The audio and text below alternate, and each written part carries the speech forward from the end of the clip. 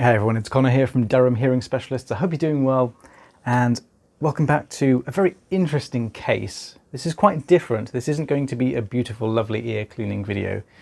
This is an ear infection, one of the worst I've seen, and I'll explain why. I'm just going to pause it here quickly.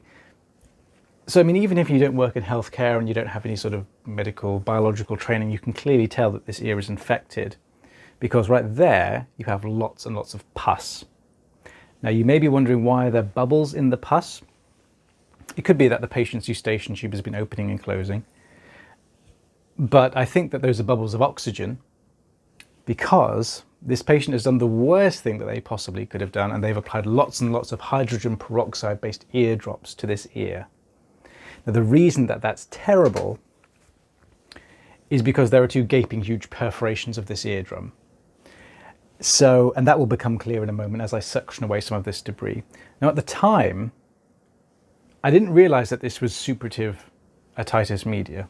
And I'll just pause it again. So this part here, at the time, now looking back, it's obvious what's going on here, but at the time, I thought this was just really like a really just sort of inflamed edematous part of the ear canal. I thought that was just a really swollen part of the ear canal, and then the eardrum would be lurking behind this pus somewhere. That is not the case. That's actually the posterior half of the person's eardrum.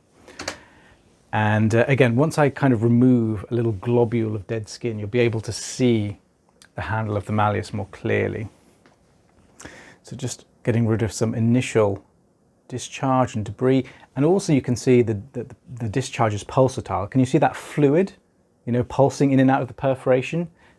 At that point, whenever you see pulsatile discharge like that, it's usually a clear sign that there's a middle ear infection. And the reason it's pulsing like that is not because there's a huge blood vessel lurking behind there.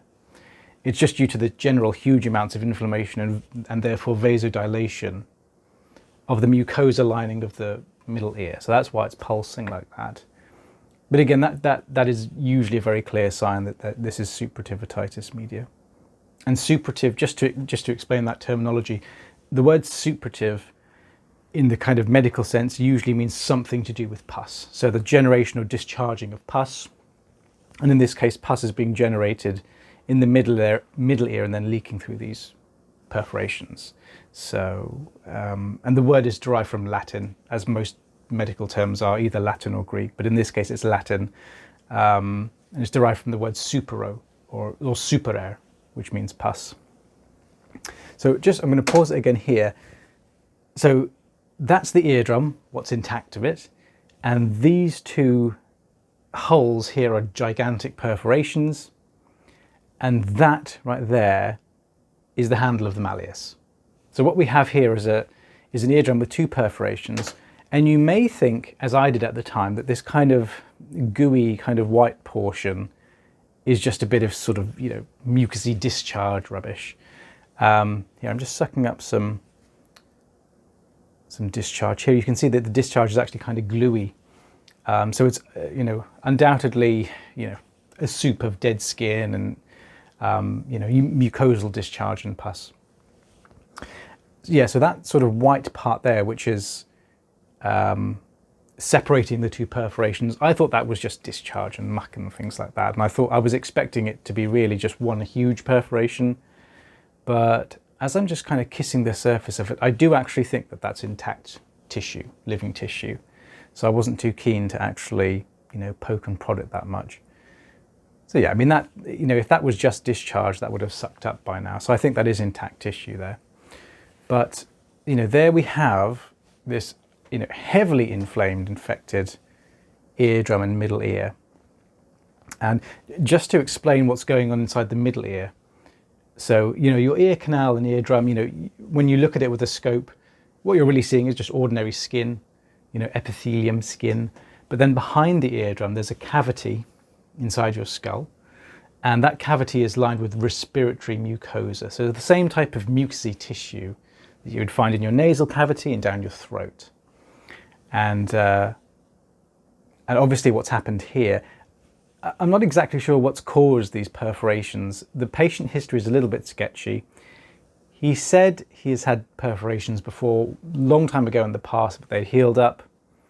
And the pain and discomfort he felt in his ear started a few days ago, and he's applied the hydrogen peroxide drops in anticipation that there's just a wax blockage. But this is, clearly more than that. And my hope is that there's been no damage to the inner ear, the cochlea, because the kind of concern around the hydrogen peroxide drops is that usually when you apply hydrogen peroxide, usually it will dissociate. The chemical reaction is such that hydrogen peroxide should turn into water and oxygen, which is why I thought those large bubbles were bubbles of oxygen. I think that's probably the most likely explanation.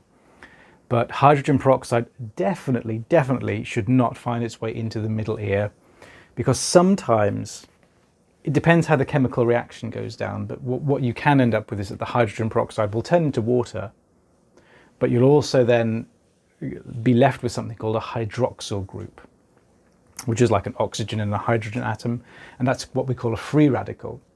And a free radical is like a molecule that can damage the cells of your body and damage the DNA, things like that. And so there we go. There is our suppurative otitis media. It's a very, very bad case, and I think, at this point, I looked at the ear and discussed it with the patient, and I decided just to send him straight to ENT. I think this is now very much within the realms of an ENT consultant to deal with this. So if I hear back from this patient, I will let you know. Thank you very much for watching. I hope you found this interesting. If you have any questions, leave them down in the comment section below, and I will try my very best to get back to you. And of course, I will see you guys on the next video.